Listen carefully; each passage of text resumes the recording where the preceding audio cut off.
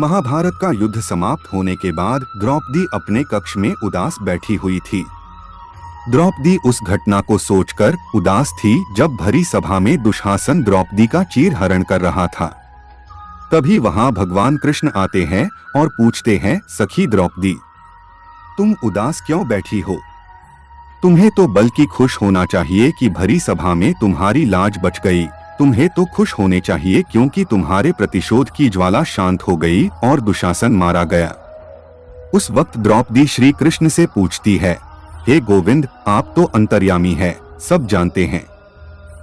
मैं ये सोचकर उदास हूँ कि जब दुशासन मेरा चीरहरण करने के लिए मेरी ओर बढ़ रहा था, उस वक्त आपने आगे आकर दुशासन को रोका क्यों नहीं?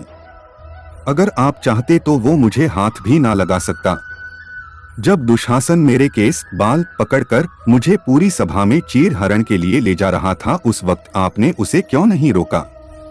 अगर आप उसी वक्त दुशासन को रोक देते तो महाभारत जैसा इतना विनाशक युद्ध कभी होता ही नहीं। मुझे इसका उत्तर दीजिए भगवान। भगवान कृष्ण मुस्कुराए और द्रौपदी को उत्तर देते हुए कहा, प्रिय सखी, इसमें मेरा कोई दोष नहीं।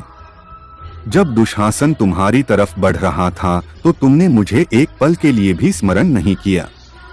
जब दुशासन तुम्हारे केस पकड़कर भरी सभा में ले जा रहा था तो तुमने सबसे मदद मांगी, लेकिन मुझे भूल गई।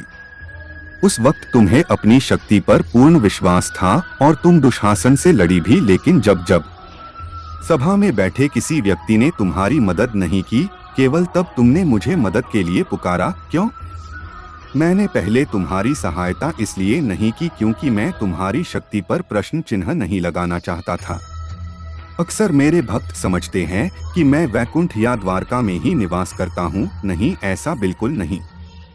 हे सखी, मैं तो हर उस भक्त के दिल में निवास करता हूँ जो सच्चे मन से मुझे याद करता है।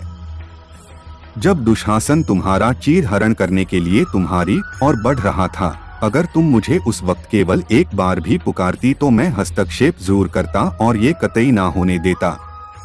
मेरे सच्चे भक्तों को मुझे हर समय स्मरण रखना चाहिए, ना कि तब याद करना चाहिए जब वे किसी मुसीबत में हो। श्री कृष्ण का उत्तर सुन द्रौपदी ने हाथ जोड़कर उन्हें नमन किया और कहा, भगवान, आप धन्य है।